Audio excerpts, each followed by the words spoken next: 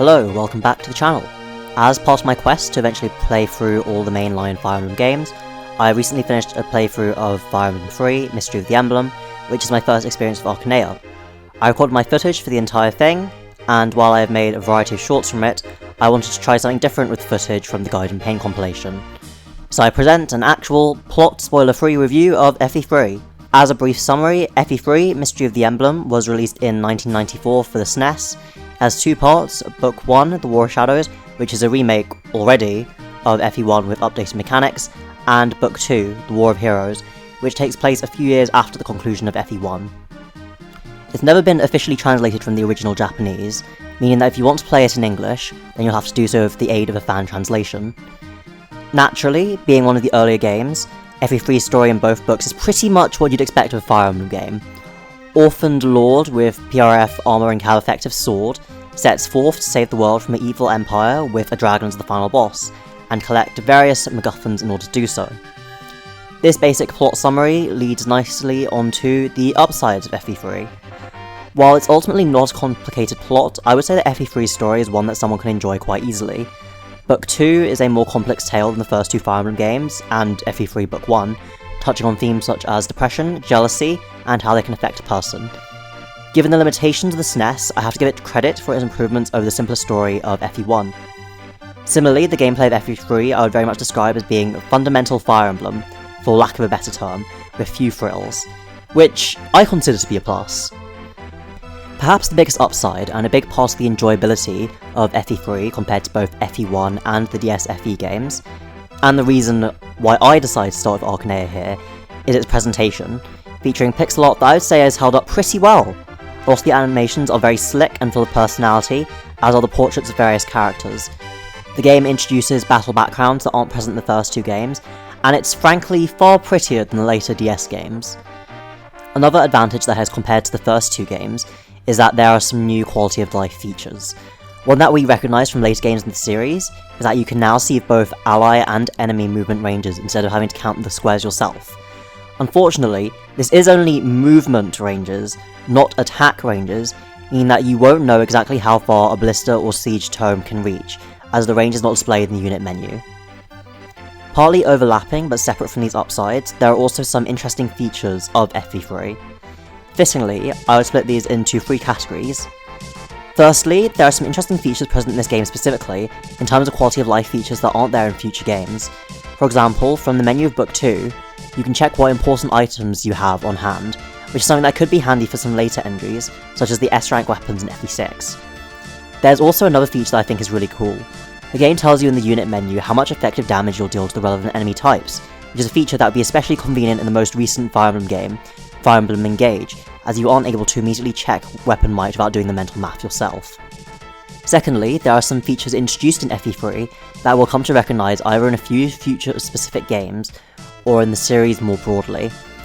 The most noticeable of these is probably dismounting, which is a feature technically present in FE4 with Seliph, actually present in FE5, and saw a return far later during Three Houses. In FE3, dismount is a command while outdoors, and dismounting is forced on cavalry and flyers while indoors. Mounted units can only use lances and have between 8 and 10 move, whereas dismounted units can only use swords and have 6 move, in addition to facing a stat penalty. While there are times where you may want your mounted unit to use a sword, such as when facing off against armoured or dragon enemies, I think this is quite well balanced, as there are quite a lot of indoor maps, or maps with indoor sections, and while thermally indoors, they are notably worse in this context compared to standard sword infantry, who have 7 move. In addition, while it doesn't make them good, it means that the only units capable of using lances indoors are your armours, which does give them some exclusive use cases like being able to use the Gradivus indoors, which is something. Overall, it means that mounted units, while very strong outdoors, aren't always the best units for every purpose. In terms of how this mechanic has evolved, I wouldn't even say that it's the least balanced version of dismounting. It's definitely more balanced than its Three Houses iteration, where while you may not want to dismount often, for Fly especially, it offers little to no penalty in terms of stats, or limiting your weapon choice, in exchange for losing flying weakness for a turn. Mind, due to the fact that in this game, weapon level is a stat that you can gain on level up, and the weapon level requirements for most weapons aren't remotely challenging. For context, The weapon level for a silver weapon is 7 out of a possible 20. Definitely this is less balanced than the concept sounds in FE5, ratio 776, where you need to train individual weapon ranks. FE3 also gives us the first instance of hidden treasure, also introducing the guaranteed thief collection rate and luck percent chance for everyone else that you may recognise from the GBA games. This is unsurprisingly present in the desert, but there are even some other items scattered in other chapters. Having played through Gaiden and FE3 Book 1, which is very similar to FE1, I would also say that FE3 Book 2 is when the series really started to think out some enemy formations, more so arguably than its immediate successor, FE4 Genealogy of the Holy War, and definitely more than the Biggle/Mogul/Cantor/Necrodragon spam in Gaiden. There are plenty of instances of group AI or AI linked to a certain trigger condition, meaning that you can't just always bait an individual initially non-aggressive enemy without grabbing the attention of the entire group. The final category is less specific to FE3, rather than the really early Fire Emblem games and even just old school games as a whole. Like with Gaiden, in FE3, Kaga gives you as the player access to some really broken tools that would never find their way into Fire Emblem games today. Though, with the emblems in Fire Emblem Engage, who knows. Naturally, the remake of Book 2, FE12, imaginatively named New Mystery of the Emblem, works best as the comparison point here, as a fair few things were nerfed from the transition from good 2D to less good 2D. A set of important items in FE3 Book 2 is the Star Shards, which are named after the zodiac constellations and alter the growth of various stats. For example, there's a shard that boosts the holder's strength growth by 50% and decreases their defense growth by 10%, and vice versa. By holding onto both, the holder has plus 40% strength and defense growths both. There are lots of funny combinations that you can do in order to maximize your unit's stats, and even have plus 2 stat level ups. Along with Gaiden's villager classing system, and especially the Dread Loop, this is another example of early customizability in Fire Emblem, and you can have a lot of fun with them. Their counterparts in FE12 are more tame, simply giving a small stat boost to the most augmented stats in FE3 Book 2. Another example of this is the Again Staff, which, while it does have an incredibly high weapon level requirement to use, and only has 3 non-harmonable uses, when used, makes all units not including the caster move again. You may instead recognise this by the name Anew in both Echoes and FE12, where it only refreshes the action of one unit. Though it is, of course, still incredibly strong to be able to refresh any number of units' actions, including one, these later iterations are a far cry from the original again. Now, of course, we have to look at the downsides. The biggest downside for someone who wants to play an Arcanea game once, and fully understand the main Fire Emblem region in the series, is that if you don't get all the Star Shards, there's a missable good ending. This is apparently deeply unsatisfying compared to the true ending of the game. Though without a guide, I personally found it relatively simple to get all the required items, and don't mind replaying a Fire Emblem game if I enjoy it, I understand why this might be a concern for some people. Building on the Star Shards point, there's also the fact that you have no way of knowing without looking at a guide what growths each individual Star Shard affects. Not knowing what specific things do without a guide is something that extends beyond just the Star Shards, and of course, you're not going to find a good chunk of the hidden treasure naturally either.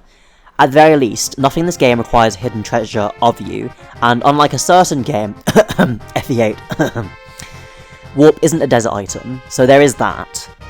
A downside in terms of storytelling presentation is that due to the SNES constraints, the story is a bit simplistic. Most of the key plot moments and details get communicated in monologues by individual characters that are quite long, rather than through cutscenes like we would expect from a modern Fire Emblem game.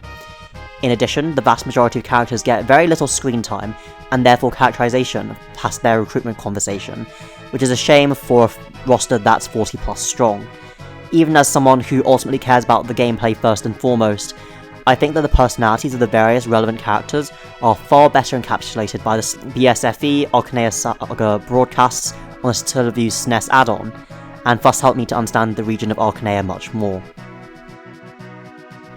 Lastly, especially if you're playing books 1 and 2, or any of its iterations back to back, there are quite a lot of repeated maps across the two. While, of course, the context and enemy layouts are different, I'll definitely admit that despite being glad to have played FE3, and thus started my experience of Arcanea, having played some of the same maps twice in the same game has made me think that I need to play something else before I jump back into another Arcanea game. FE3 is a game that I think has held up fairly well, and I would recommend it to someone as a Fire Emblem game without any strings attached like I would with some other Fire Emblem games.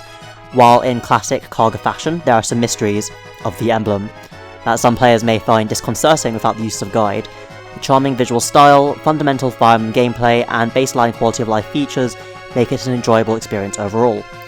From my understanding, the DSFE games offer more of a tactical challenge, but there are still lots of fun things to play around with in this SNES game, so it goes into my personal I like it tier. Thanks for watching! I'd be curious to know if you like this kind of video, in addition to any thoughts you have on FE3. I hope you enjoyed the video and see you again next time. Until then, have a good one.